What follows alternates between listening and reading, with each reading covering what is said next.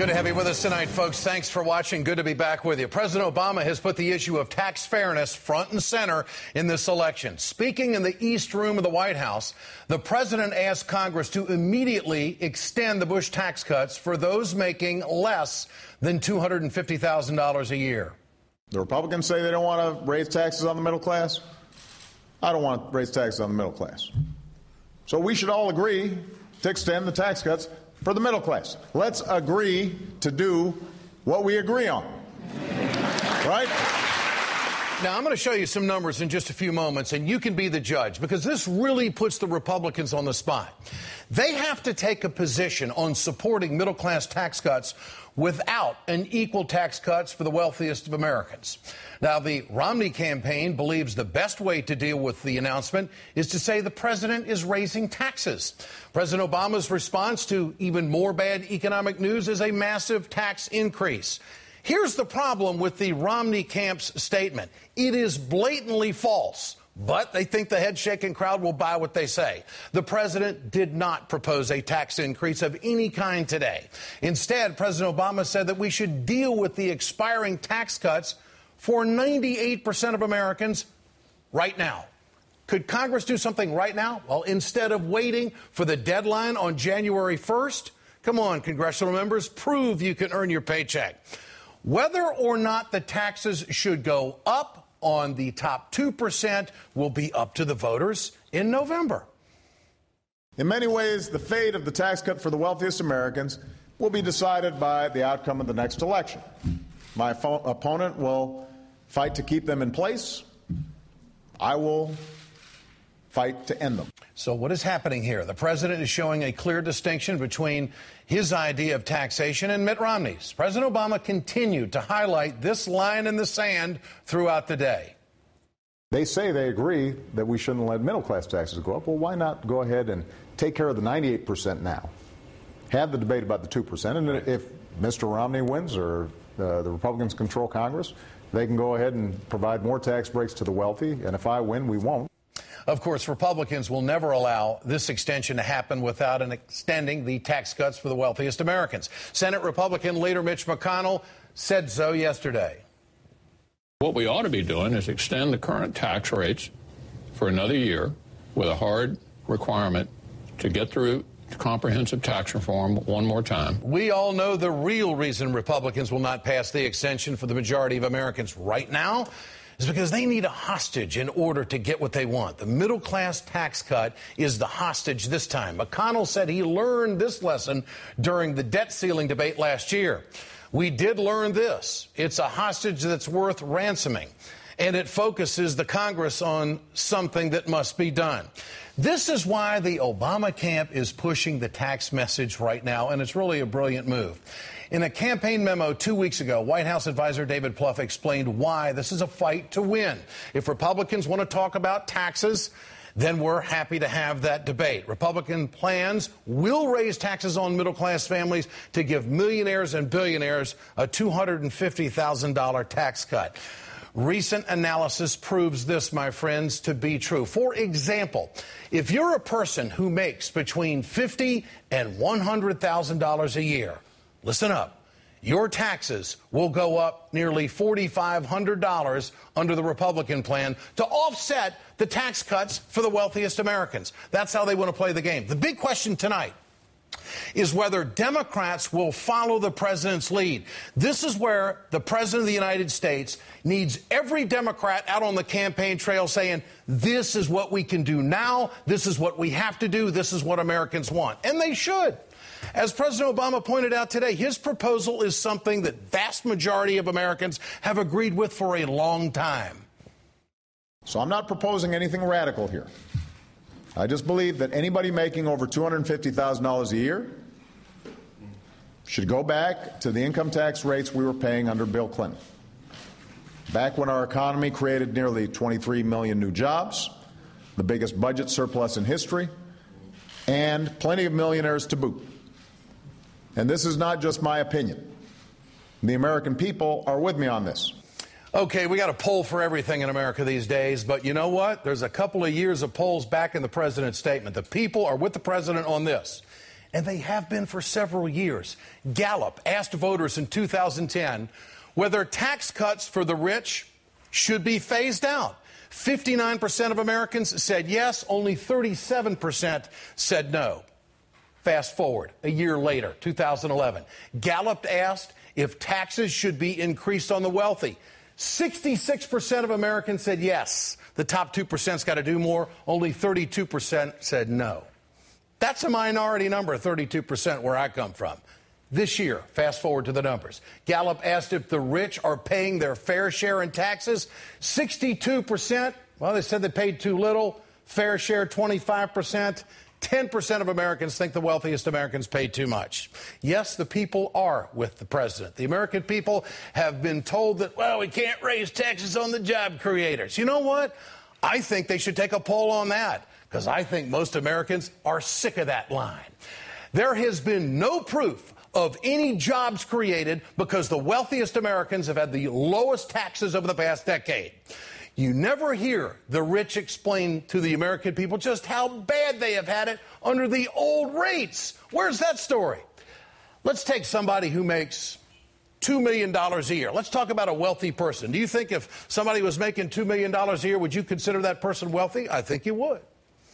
Under the Bush rates, they would be taxed at 35%. That's where we are right now. Under the old rate from the Clinton years, they were taxed at 39.6%. Now, what's that mean in money here?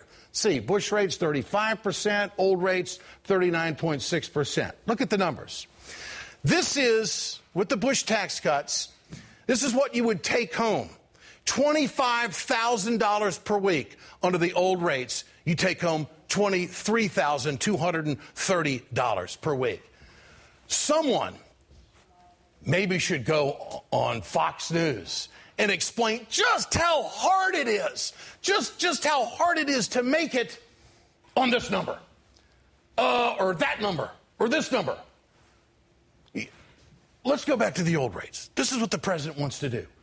$23,230 per week is what somebody making $2 million a year would take home. Now ask yourself the question, could you live on that? The president is trying to fix the Treasury. The president has come to the table, the Democrats have come to the table and said, okay, you want to do big cuts, we'll do big cuts, but we want to do this too. And the wealthy and the Republicans don't want to serve it up. I believe that the wealthiest Americans can help save this country. I believe that. But there just doesn't seem to be any economic patriotism floating around these parts these days. It's all take, take, take. Later in this broadcast, we will show you how middle-class Americans are serving it up, but the wealthiest Americans are being protected by the Republicans. Ask yourself, go ask your husband or your spouse, your wife, honey, could we make it on $25,000 a week? Well, yeah. Do you think we could make it on $23,230 a week? Yeah. That's where America is right now. And the polls show it. Get your cell phones out. I want to know what you think. Tonight's question, will Republicans work for the middle class and extend the tax cuts for the 98%? Text A for yes, text B for no to 622-639. You can comment on our blog at ed.msnbc.com. We'll bring the results later on in the show. It's about tax fairness. It's about common sense. It's about asking the tough question, can the wealthiest Americans serve it up for America? And President Obama today is asking that question. I'm joined tonight by Howard Fineman, NBC News political analyst and editorial director of the Huffington Post Media Group.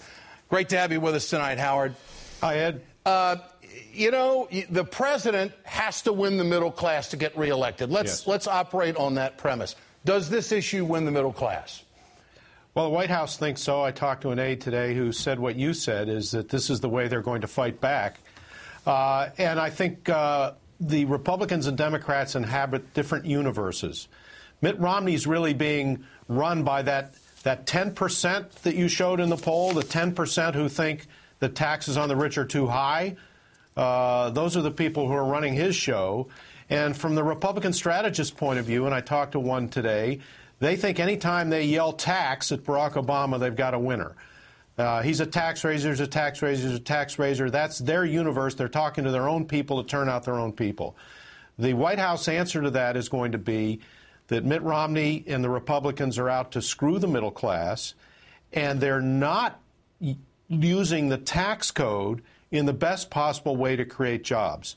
Because if you talk to economists, and I have, fair-minded ones, not raging liberals, and, sure, fair-minded ones, they will tell you that cutting taxes on the wealthiest Americans, while it might create some jobs, is certainly not the most efficient way to use the tax code to create jobs. As a matter of fact, the best way to create jobs is to focus tax cuts on the middle class. Study after study has shown that, and that's part of the president's argument. Well, is it an argument that can hold up? We're 120 days away from the election. This is going to be the narrative for the Obama campaign, and this is really not Mitt Romney. This is the Obama campaign and the president willing to make the clear distinction in front of the American people. So the question is, are there any Republicans out there in Congress that might wind up agreeing with the president on this extension? Virtually none. Certainly none that are in Congress now. You have a few renegades out there, but don't forget, most are still signed on with the Grover Norquist no new taxes pledge, number one. Number two, the Republicans understand what Mitch McConnell said on television, which is they've got to hold together on this or the whole thing falls apart. The president is trying to split them very shrewdly, I think. But procedurally in the Congress, having caught up with a couple of congressional aides today, the Republicans are not going to allow in the House, they will not allow the kind of vote that the president wants, that the president is daring them to have. It'll never happen. Yeah. So it's going to be a rhetorical thing. There will be a vote on an overwhelming, on a complete re-upping of extension of the tax cuts, the Bush-era tax cuts. There will be a vote on that in the House. All the Republicans will vote for it. Virtually all the Democrats will vote against it. The Republicans will then say, see, Obama, the Democrats want to raise taxes. And Barack Obama will again lay down the mark he laid down today, said they wouldn't give me the vote I wanted. Therefore, they're out to screw the middle class. And really, what we've got here, Ed, as the president said, this is like the regular season of the NBA. Nobody's paying. The real ball game is going to be in the playoffs, and then the finals are going to be right after the first of the year. Yeah. And it's for home court advantage here. It's for whoever has home court advantage, as the president said. The Romney campaign is going to have to get out on this because the polling shows that the wealthiest Americans should be paying more. He can't wait to the last 2 minutes and play hard and expect to win this game. Well, that's true. which is normally how a lot of regular season games go. Look, I also think, Howard, how important is it for Democrats to get behind the president on this? He's correct on this issue. The people are with him. How can any Democrat go home and say, no, I really don't want to do it this way, and then turn around and say, hey, I'm for the middle class? No, I agree with you on that, and I think we'll see what happens. I think the leaders of the Congressional Committee and the Senatorial Committee are behind the president on this. Yeah. But let's see how they whip it, to use the term from the Hill, and whether they can enforce that, because there are going to be some candidates in some red states or swing places who are going to be reluctant to take the dare. But I agree with you. If the Democrats don't go firmly on this and back up the president's strategy, then it will have no use whatsoever. They have to go to the firewall on this issue. They served it up. If they want to work, if they want to make absent a vote, Ed, they got to do it rhetorically if they're going to make the point stick. Howard Fineman, great to have you with us on the Ed Show. Thanks so much. Remember to answer tonight's question there at the bottom of the screen. Share your thoughts on Twitter at Ed Show and on Facebook. We want to know what you think. Mitt Romney is not giving very good answers on why he has so much money socked away in offshore bank accounts. Illinois Senator Dick Durbin joins me next. Stay with us.